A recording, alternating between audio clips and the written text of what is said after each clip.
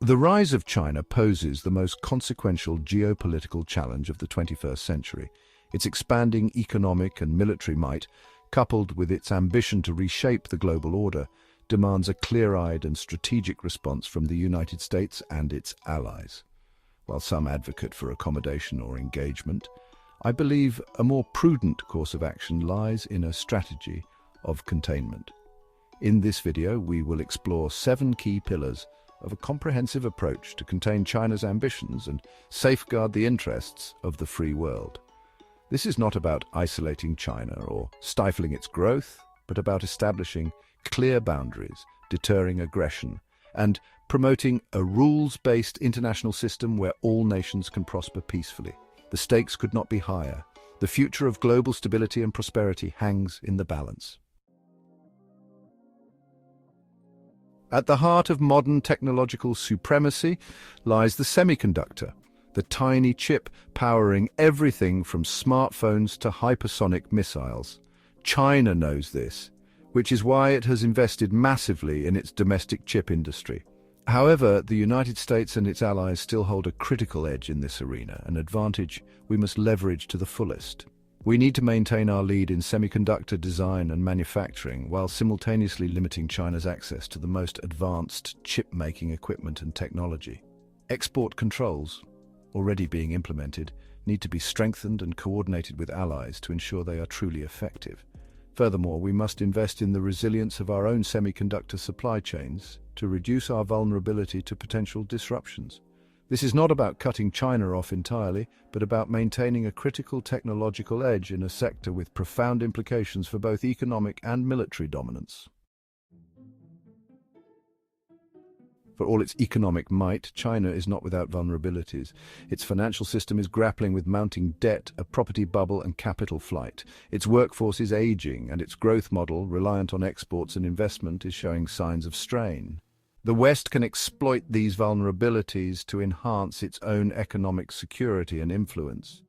We must target illicit financial flows and money laundering that prop up China's opaque financial system. Supporting the development of alternative manufacturing hubs in Southeast Asia, India, and elsewhere can reduce Western reliance on Chinese factories. Finally, strengthening the role of the dollar as the world's reserve currency will help maintain Western financial leverage. This is not about collapsing the Chinese economy, which would be disastrous for everyone, but about applying strategic pressure on its weakest points. China has poured billions into strategic sectors like electric vehicles and green technologies, aiming to dominate these markets. However, this has often led to overcapacity and a reliance on dumping products below cost to gain market share. The West must respond strategically to this challenge. Imposing targeted tariffs on subsidized Chinese goods can create a level playing field for Western companies. Encouraging and supporting the use of anti-dumping policies can further protect domestic industries from unfair competition. At the same time, we need to diversify global supply chains for critical green technologies, reducing our dependence on China and denying them the ability to use these markets for geopolitical leverage.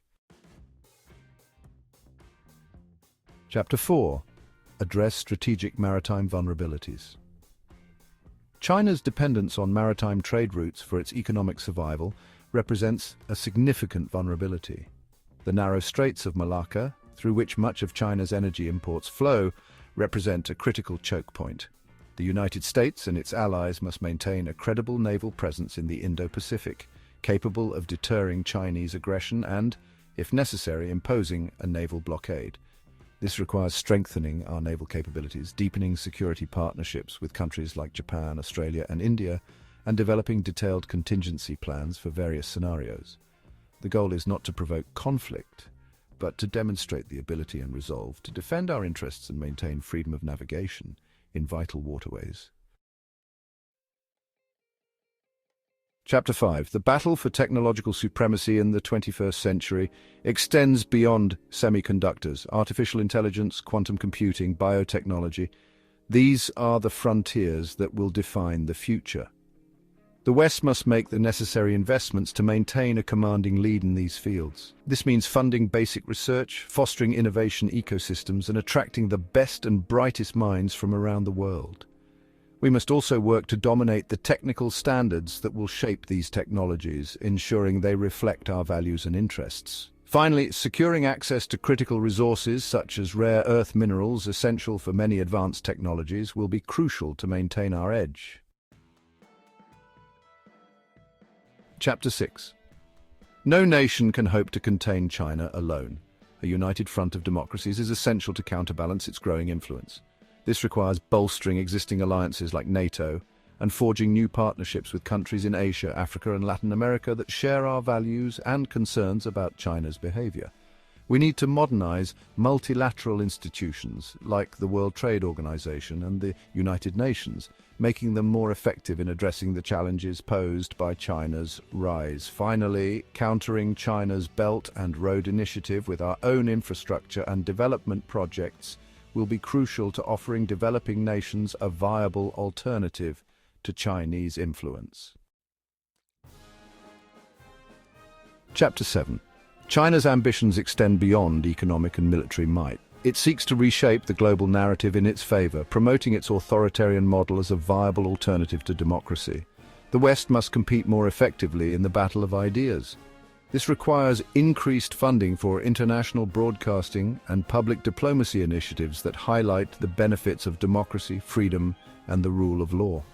Expanding educational exchanges and people-to-people contacts can help build bridges and foster understanding between cultures. We must also become more adept at exposing and countering Chinese propaganda and disinformation campaigns, which seek to undermine democratic institutions and sow discord within our societies. The challenges posed by China's rise are significant, but they are not insurmountable. By pursuing a multifaceted strategy of containment, focused on maintaining technological superiority, exploiting economic vulnerabilities, strengthening alliances, and competing in the realm of ideas, the United States and its allies can deter Chinese aggression and shape a future where all nations can thrive.